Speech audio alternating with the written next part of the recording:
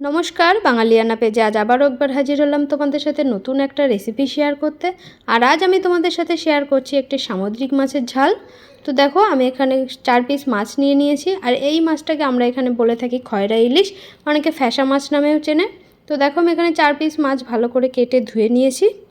মাছটাকে সামান্য পরিমাণ নুন আর হলুদ দিয়ে আমি একটু ভালো করে ভেজে নেব। যেহেতু সামুদ্রিক মাছ, ওই জন্য অল্প করে নুন দিয়েছি। এবার আমি গ্যাসে বসিয়ে দিলাম একটা কড়াইটা গরম হলে তাতে দিয়ে দিলাম তেল। আমি এখানে সরিষার তেল ব্যবহার করেছি, তোমরা চাইলে সাদা তেলও ব্যবহার করতে পারো। দিয়ে দিলাম কালো জিরে ফোড়ন। এবার আমি এর মধ্যে একটা বাটা মশলা দিয়ে দিলাম। এর মধ্যে আছে পেঁয়াজ, আদা, রসুন আর কাঁচা লঙ্কা। আমি একসাথে মিক্সিতে বেটে নিয়েছি আর সেটাই দিয়ে দিলাম। এবার এর মধ্যে দিয়ে দেবো পরিমাণ মতো নুন,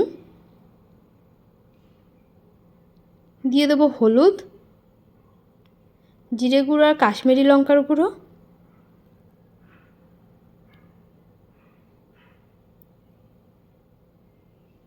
সামান্য পরিমাণে জল আমি এর মধ্যে দিয়ে দিলাম।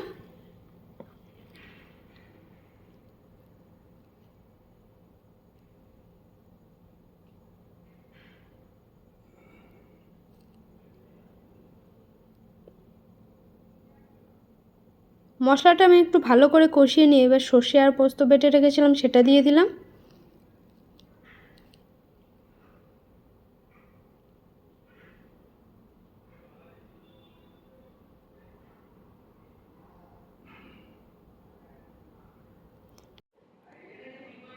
সর্ষে আর পোস্তটা দেওয়ার পরে খুব ভালো করে মশলাটা আমি কষিয়ে নিচ্ছি।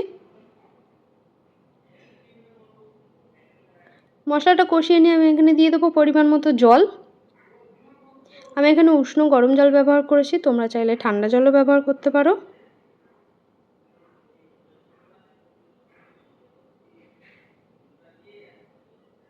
খুব ভালো করে ফুটে উঠলে আমি এবার ভেজে রাখা মাছগুলোকে দিয়ে দেবো।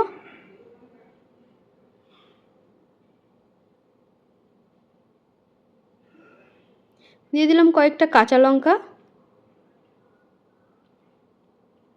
মাঝখানতে আমি হালকা করে কেটে নিয়েছি কাঁচা লঙ্কাগুলোকে। এবার দিয়ে দেবো কাসুরি মেথি। কাসুরি মেথিটা দেওয়ার সময় হাতের সাহায্যে একটু ভালো করে ডলে নেব।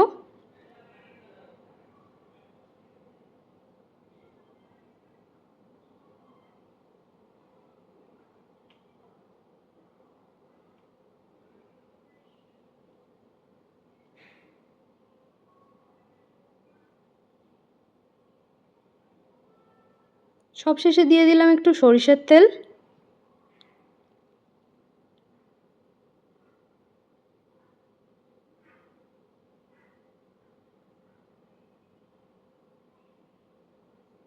দেখো, মোটামুটিভাবে তৈরি হয়ে গেছে আজকে আমার মাছের ঝাল, সামুদ্রিক মাছের ঝাল। তা তোমরা বাড়িতে অবশ্যই ট্রাই করো। আর ভালো লাগলে একটা লাইক করে দিও। আজকের মতো টাটা, দেখা হচ্ছে অন্য কোনো